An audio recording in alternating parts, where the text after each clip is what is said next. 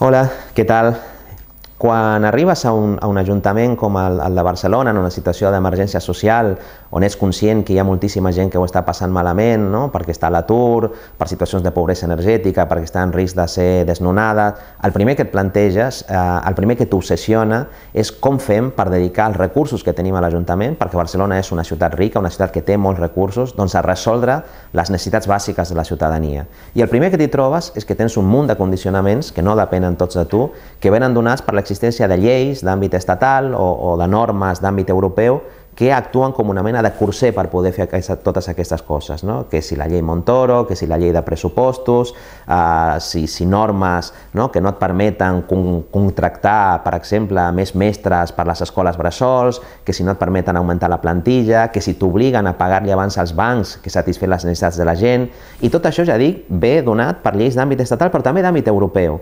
I te n'adones que la qüestió d'Europa és una qüestió molt important pel municipalisme, perquè el somni de moltíssima gent que va lluitar contra el nazisme, contra el feixisme en la Segona Guerra Mundial, de construir una Europa solidària, una Europa dels pobles, tot aquest somni, en realitat s'ha anat convertint en un autèntic malson. Per què? Perquè la Unió Europea que tenim ara, la Unió Europea de la Troika, és un instrument que està degradant la democràcia i que està atemptant contra la cohesió social en el conjunt del continent. En aquest sentit, fa unes setmanes vaig tenir un privilegi i és poder xerrar una mica amb en Yanis Varoufakis. En Yanis Varoufakis va venir aquí a Barcelona perquè estava molt interessat en conèixer l'experiència del nou govern ciutadà i municipalista aquí a Barcelona, i vam tenir l'oportunitat de parlar sobre molts temes. Un dels temes va ser precisament Europa.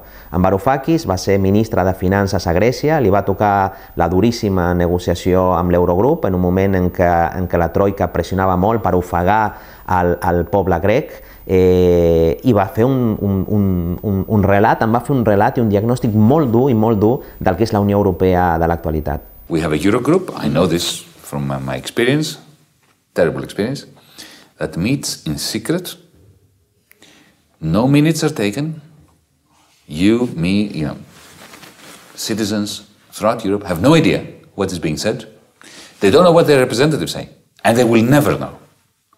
It's not that it's something that will remain quiet for a few months, a few years. In the United States it takes 30 years, 15 years, depending on this particular forum, before the minutes are revealed and all the records are made public.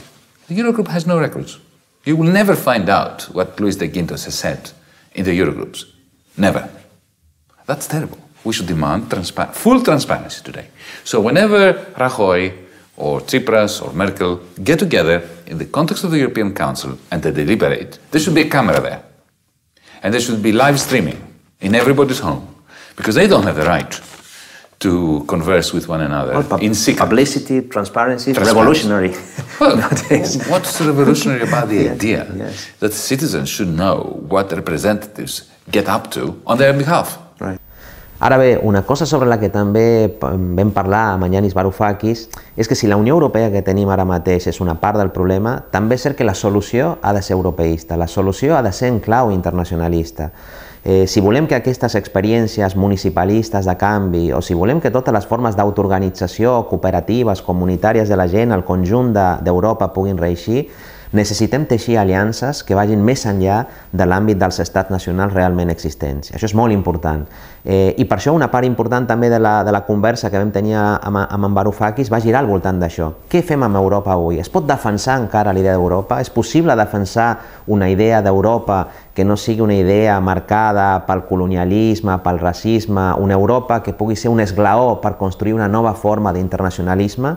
I dins d'aquesta idea d'Europa, què fem, per exemple, amb l'euro? Què fem amb l'eurozona? Sabem que hi ha un gran debat sobre si s'ha de sortir de l'euro o si és possible construir un model econòmic alternatiu dins de l'euro, amb la generació de monedes alternatives, amb la generació de nous models econòmics. Sobre tot això vam parlar també amb en Yanis Varoufakis, és el que penjarem molt properament en aquest videoblog, perquè som conscients que aquest és el debat que tenim ara mateix i aquí ens juguem el futur. O som capaços de democratitzar també Europa, o totes les experiències de democratització que s'estan produint en l'àmbit local ho tindran molt difícil per tirar endavant.